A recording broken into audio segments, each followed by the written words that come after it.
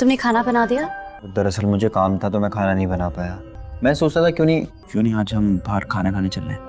अच्छा, आज से पहले तो ऐसे बहाने सुनने को मिले नहीं थे। सारा दिन घर पर रहते हो, काम धाम करने का कुछ है नहीं।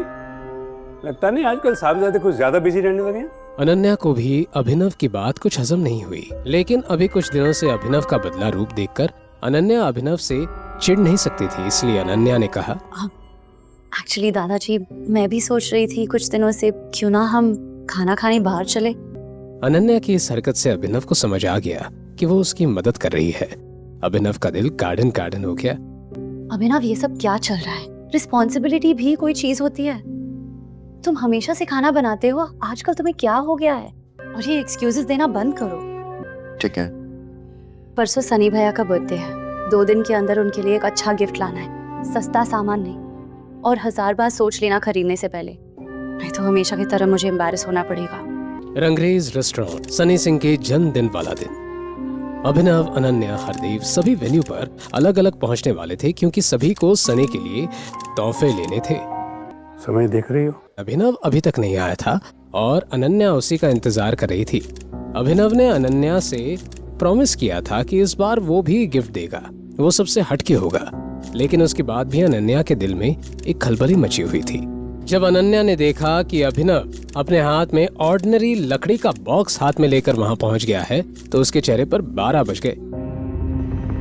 क्या यार अभिनव, कम से कम बॉक्स तो गिफ्ट रैप करवाती। अरे मुझे वैसे भी रैप नहीं कराना था और मेरे पास टाइम भी नहीं था ये रैप कराने का।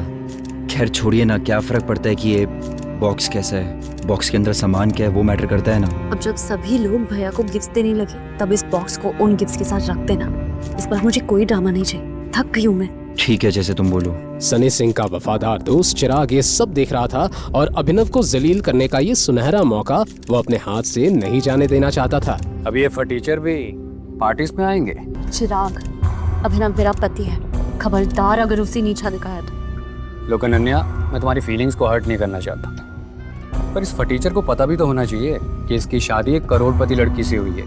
कब तक ऐसे भिखारियों की तरह घूमता रहेगा? अपने काम से काम रखो, मुझे यहाँ पर कोई सीन क्रिएट नहीं करना है। बकवास बंद कर और अपनी औकात में रह, समझा? और भूल मत, तू एक मामूली सा डिलीवरी बॉय था। अनन्या से शादी की होगी, ज्यादा हवा में उड़ रहा है क्या? उससे कोई फर्क नहीं पड़ता है मैं जितना मर्जी यूजलेस हूँ, लेकिन तुझसे काफी बेटर हूँ, जिससे बीआर कंपनी ने कचड़े की तरह अपने ऑफिस से बाहर निकाल दिया था। मामला कुछ ज्यादा ही गर्म हो गया था। चिराग शहर के बड़े बड़े गुंडों के साथ में भी उसका अच्छा खासा उठना बैठना था, लेकिन उसके बाद भी उसने चिराग से पंगा ले लिया। हो गया कल जा, आज की रात अभिनव के लिए अच्छी नहीं जाने वाली।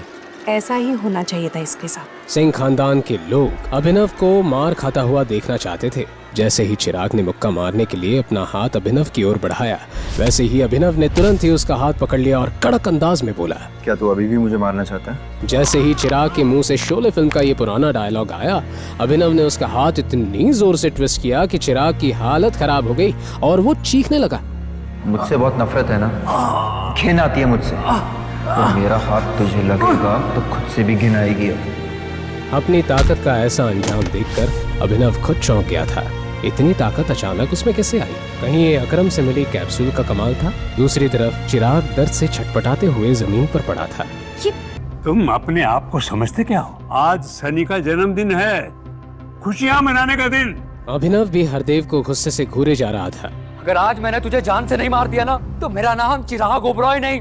ये बोलते हुए चिराग ने अपना फोन बाहर निकाला था और एक नंबर डायल किया। अभिनव ने हरदेव की हर बदतमीजी सही थी, लेकिन आज पानी सर के ऊपर आ चुका था। 2 साल हो गए हैं मेरी और अनन्या की शादी को। आपको मेरा कभी भी कोई कंट्रीब्यूशन दिखाई नहीं दिया। हमेशा से आपने मेरी बेइज्जती की है, नीचा दिखाया है, और इस थप्पड़ को तो मैं हमेशा याद रखूंगा। और जिस कुत्ते को आपने 2 साल पाला, वही कुत्ता अब जा रहा है वापस। और हाँ, भौंक कर नहीं जा रहा, काट कर जा रहा है। आगे की कहानी जानने के लिए देखें अगला एपिसोड सिर्फ पॉकेट एफएम के यूट्यूब चैनल पर, और द रिटर्न ऑफ टाइगर के सारे एपिसोड्स को सुनने के लिए डिस्क्रिप्शन में दी लिंक से डाउनलोड करें पॉकेट एफएम ऐप।